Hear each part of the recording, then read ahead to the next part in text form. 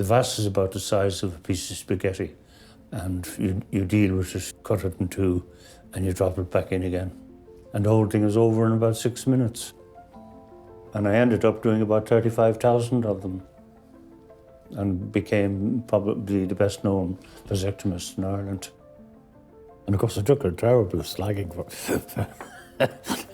not that that worried me too much.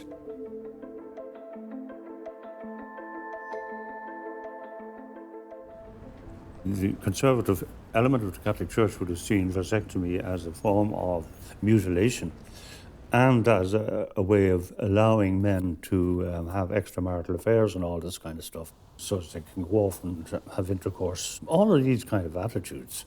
And what we're doing is facilitating that. You know, it's bad enough to be promoting promiscuity, but you're also mutilating people.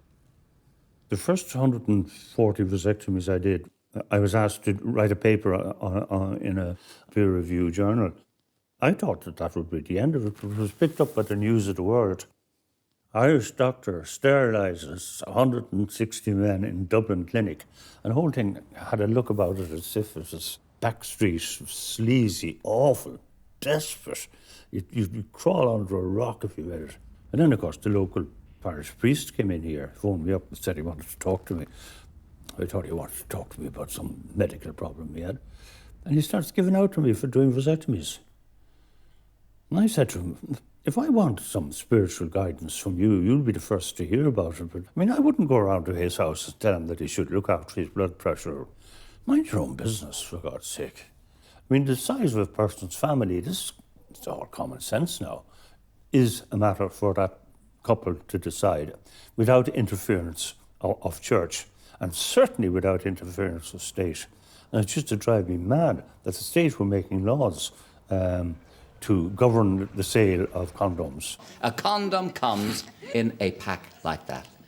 People falling in a swoon all over Ireland at this moment, looking at that. And eventually, of course, we had the Irish solution to the Irish problem, where condoms were put on a doctor's prescription. It was just idiotic. And they're treating the citizens of this country like children. No, you may not have condoms. You've got to go and see a doctor first to make sure what you're looking for condoms for bona fide family planning purposes, whatever that was supposed to have meant. Tonight out there are lots of our young people fornicating who aren't married, right? Would you prefer... So your answer is give them contraceptives? I have an 18-year-old daughter that I wouldn't want to see these things. You wouldn't want your 18-year-old daughter to see a condom? So you could rail about it all you wanted to, and nothing was ever going to change. And the only way to change it was to go out and break the law. And I did that.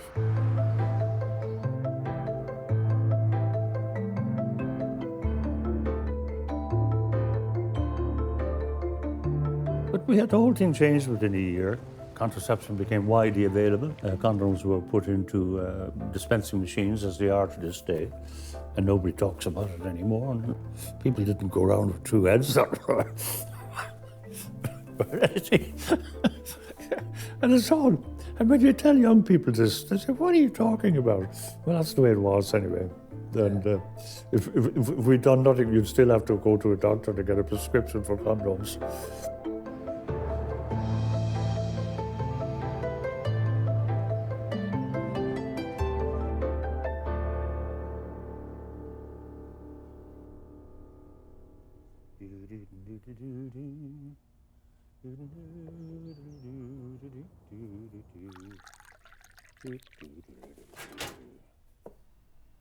It was the 12th of July, 1990. I was doing my second vasectomy of the day. And this guy comes in. He asked my secretary, where's the doctor?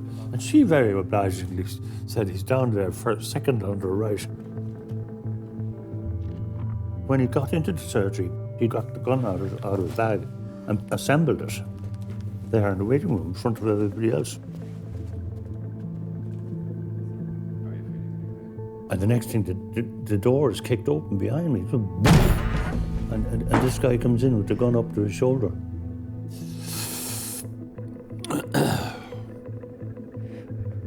Said, "You destroyed my life, and I'm going to take yours now," and pointed a gun between my eyes. I could look down the barrel, could see the rifling of the barrel going backwards. But for some miraculous reason, anyway, he lowered the gun and pointed it at my genitalia. And I had a crack at that. And misses that even, thanks be to God. I said, "You shot me, you bastard," which was kind of an obvious thing to say. But what would one say? I managed to get up and push him aside. So he has another go at me then as I was going down the corridor. The fellow I was doing the vasectomy on, in the meantime, has gone outside. And when the gunman comes out, he gives the gunman a cigarette to try and quieten him down. And I'm looking at the gunman over there smoking his cigarette. Did he have the gun with him? So he has another go at me. He's aiming right at my head. Again, he misses me. And how we weren't killed, I don't know. But then again, I start to run.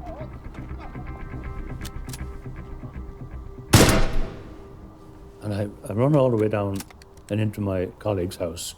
And he thinks I have a heart attack because I look pretty ghastly at this stage.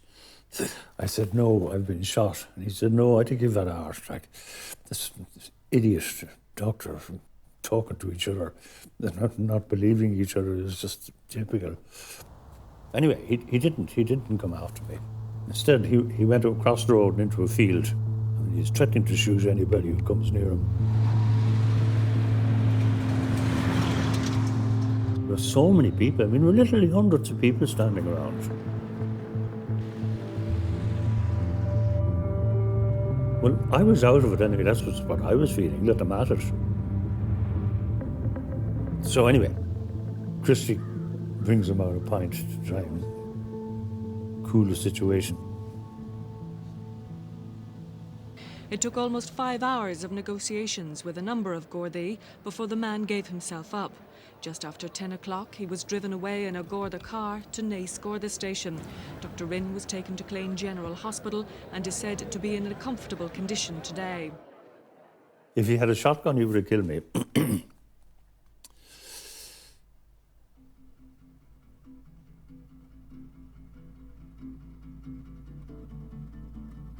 Well, when I got better and I was up and about, a psychiatrist who had been treating this guy said, "You better come in and talk to him," which I did. Subsequently, I found out that he had a lot of pain after the vasectomy and he felt that I didn't give him the attention that he deserved, and his wife became pregnant by somebody else, which of course had nothing to do with me. So he projected his problems onto me, unfortunately. And he was hugely regretful and remorseful. And I think all of those feelings were actually quite genuine.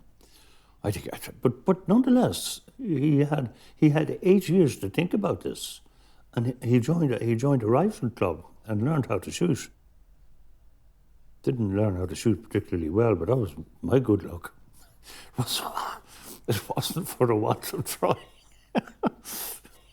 So, I mean, it wasn't a spur of the moment thing either. It was just very, very bizarre. Post-shooting correspondence. I was just so lucky. Oh, here's a religious one. Get well soon.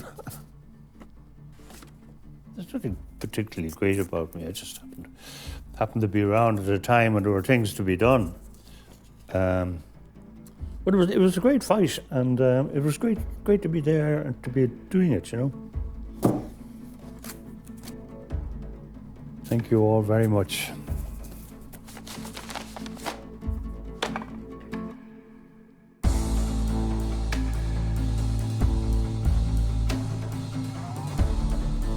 If you see that something is wrong and something is unjust, just get out and fight it and stay with it. Just have courage.